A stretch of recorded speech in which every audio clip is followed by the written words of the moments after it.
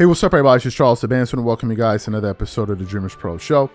We cover everything from sports, hot topics, classic debates, entertainment, and we give you guys a fresh perspective on things. And now we see them. And today we got a pretty interesting show in store for you guys. But before we get into it, please make sure you like the video and sub to the channel. So, about 4 or 5 days ago, right? About 4 or 5 days ago, Brian Windhorst made headlines because of some things that he had to say about Bronny James. We published a video about this maybe 4 or 5 days ago.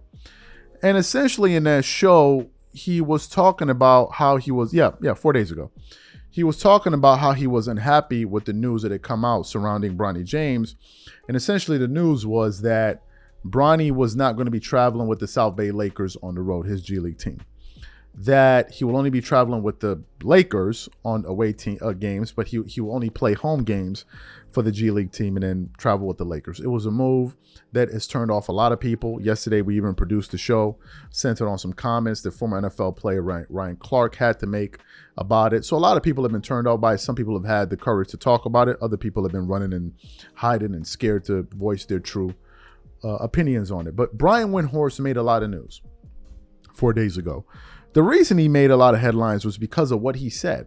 Right now, as you guys know, Brian Windhorst has been a long-time LeBron James advocate. He's followed him and covered him for his entire career. So when he came out there and made those statements, it made a lot of headlines and a lot of noise. So what we want to do is we want to quickly play what he had to say originally, because it's going to give you guys a nice contrast when we play what he just said today. So take a listen to what Brian Windhorst had to say originally there about the situation. Before we move on from the Lakers, I just want to say something about Bronny James. I have been absolutely 100% on board with the entire Bronny James experience.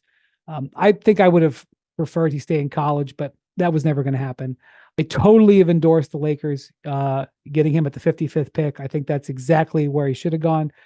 Totally fine with him, playing and being active for a little bit and playing with LeBron. I think anything that engages LeBron and gets more out of LeBron at this stage is a win for the Lakers, especially if it's costing you the 55th pick. And there have been some people that have grumbled about the contract that Bronny got, 3 years guaranteed. I mean, okay, I guess maybe that was a little bit more than maybe he merited, but I don't even really care. I've seen teams. I saw DeAndre Jordan get a $40 million contract to try to get more from Kevin Durant and Kyrie Irving. Like on that scale, this is nothing. But I'm gonna apply the brakes on my everything's fine on the Bronny front with this thing that's now happening, which is that from my understanding, he's only going to play in the South Bay Lakers home games. That he's only going to kind of be a part-time G League player, and he's not getting on United Airlines and going to fly and go see these other teams, playing these road games. Now, because honestly, I know he was getting so much special treatment and nepotism. That's fine. Honestly, I don't care. Like I said, it's normal. Now I think it's actually detrimental to him. I don't like that. I don't know whose idea it was. Obviously, the Lakers are fine with it. They're doing it. I've now, on this particular instance, I think that's gone too far, and I don't think that benefits Bronny. I don't think it benefits the South Bay Lakers, and I don't think it benefits LeBron at that point. I think it'd be much better if Bronny was a more developed player by February or March by playing in G League road games. I don't know if you feel the same way, but that's the way I feel on this topic. So you heard his comments. So what happened? This morning, I was just combing through the internet, and I came across a soundbite of a Brian Windhorst on the Dan Patrick Show. And he had a 17-minute talk with him. And one of the things he decided to talk about was what he said about Bronny James. And they even titled the video, Brian Windhorst clarifies Bronny comments. So what we want to do is want to play for you the complete reversal of Brian Windhorst on his views now versus what he said before. Take a listen to what he just had to say here on the Dan Patrick Show. Take a listen to that there.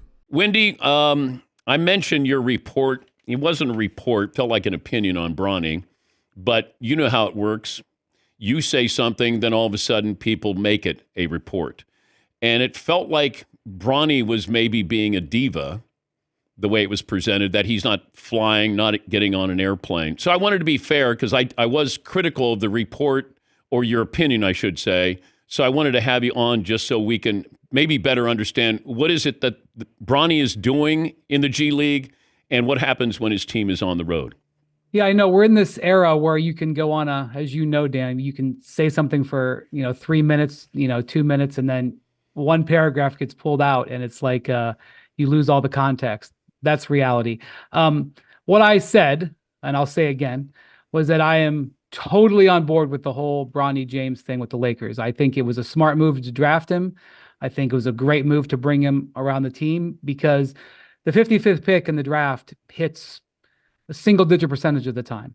And if the Lakers can use the 55th pick on Bronny James and get a more engaged LeBron this year, I don't care if it's a single-digit percentage more engaged LeBron. It's a good investment. And so I've been totally on board with it.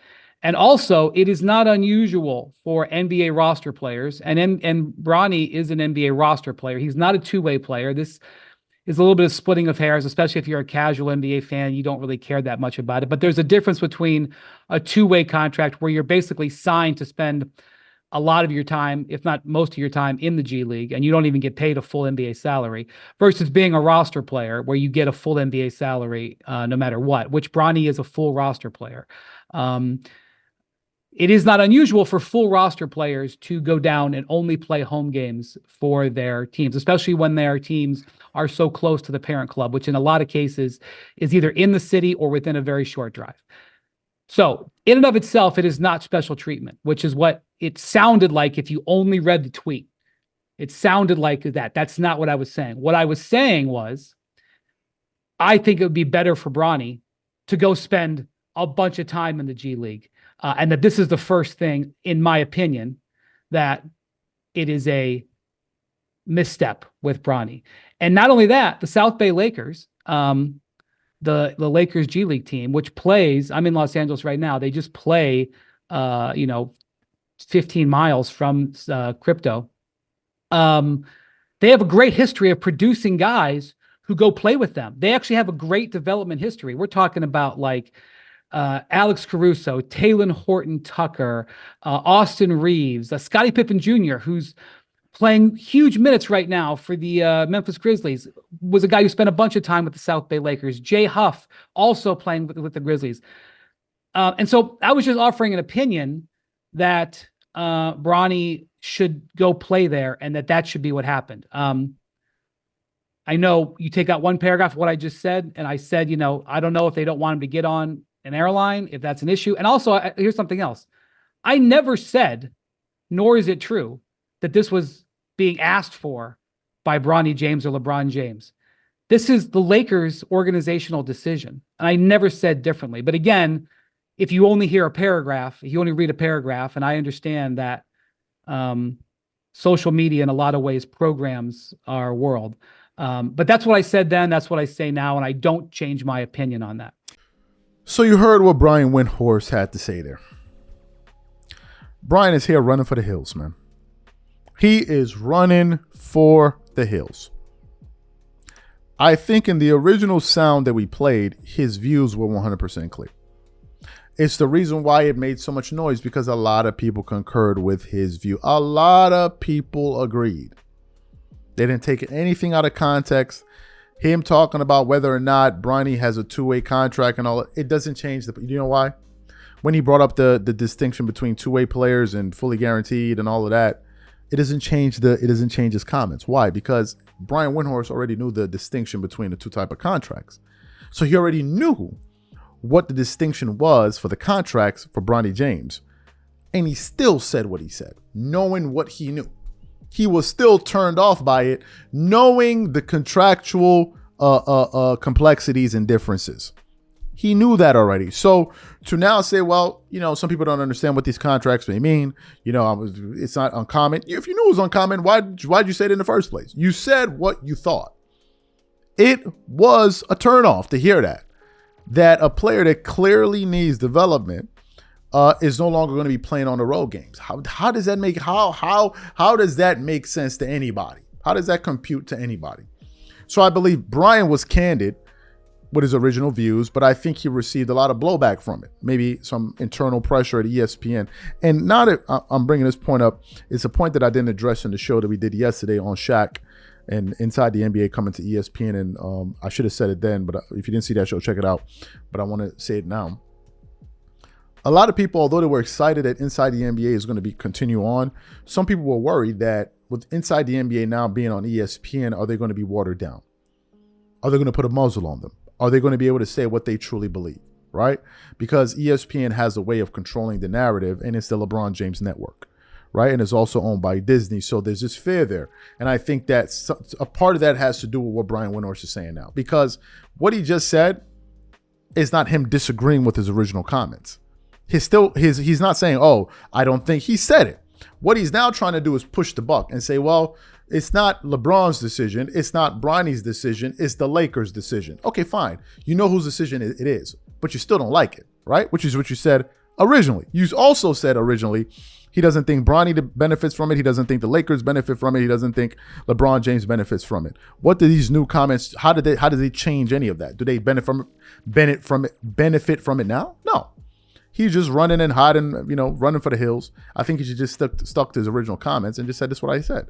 But apparently there are politics in this thing, and there's a lot that goes on that a lot of us aren't privy to. But these are my thoughts. So what I want to know from you guys, do you think Brian Windhorst is backtracking, or do you think he's simply clarifying his original comments? Whatever you guys think, please leave your thoughts and comments in the comment section, and we'll catch you guys on the next show. Peace.